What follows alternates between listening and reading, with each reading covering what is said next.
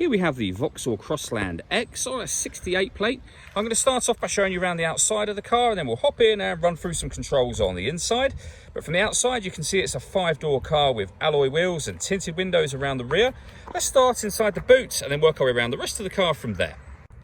As we approach the boot, you can see we have reversing sensors, plenty of boot space as well, along with that 60/40 split folding rear seat, should you wish to increase this space even further. Okay, so we're just going to work our way back round to the front of the car, and then we'll hop in and run through some controls on the inside. But now that we've done a full circle of it, you can see it's in excellent condition the whole way round. Just briefly before we climb in, I think it's well worth seeing the interior from this exterior point of view. There's plenty to run through on the dashboard, so let's hop in and we'll do that right now. Okay, now that we're inside the car, we're going to start with the dials. On the left-hand side, we have the rev counter, and on the right-hand side, the speedometer.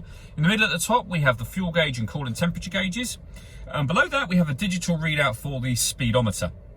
In that section, you can also see the total miles, which are 5,943. You can change information that's displayed in that section by using controls on the indicator stalk for various bits of trip computer information back round to the beginning again. If we back out to the steering wheel, on the left-hand side, we have cruise control, and on the right-hand side, we have stereo controls for the car. Over in the center, we have the touchscreen. So up on this section, for example, you'll see that this car has got satellite navigation. There's a full video that shows how this works on both our website and also on our YouTube channel as well. You can access your audio menu directly from here, or if you press this button, you will come back to the main menu where you can access Apple CarPlay and Android Auto in order that you can listen to your music and obviously make advantage of many of the other features as well.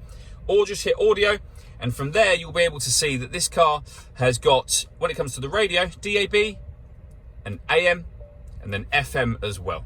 Well, you can hit sources up there and see that you have a USB input, iPod input, and you can stream your music wirelessly via Bluetooth audio as well. So loads of ways to listen to your music in this car.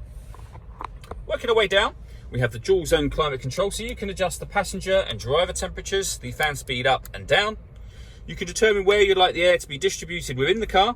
When you're happy with all of the settings, this button turns the air conditioning off, or back on again, or hit auto, and in doing so, the car will take control of the fan speed to maintain the temperatures that you've asked for. And to override that, just readjust the fans, and you'll see that auto has now gone off, and you're back in a manual setting again. We have a 12-volt charging socket and 2 USB inputs just there. We then have, behind the gear lever,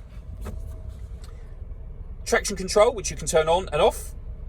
This one will reset the tyre inflation level. So this car will warn you when it loses air from a tyre. You can reset that from here. We can turn the lane departure warning system on and off. We can turn the parking sensors on and off. And this button will deadlock the car doors, or the child lock specifically for this car. Finally, we have a 5-speed manual gearbox. All that leaves me to say is thank you for taking the time to watch this video. If you'd like to come and see the car in person and have a test drive, please feel free to call any of our MJA sites. We'd love to hear from you soon.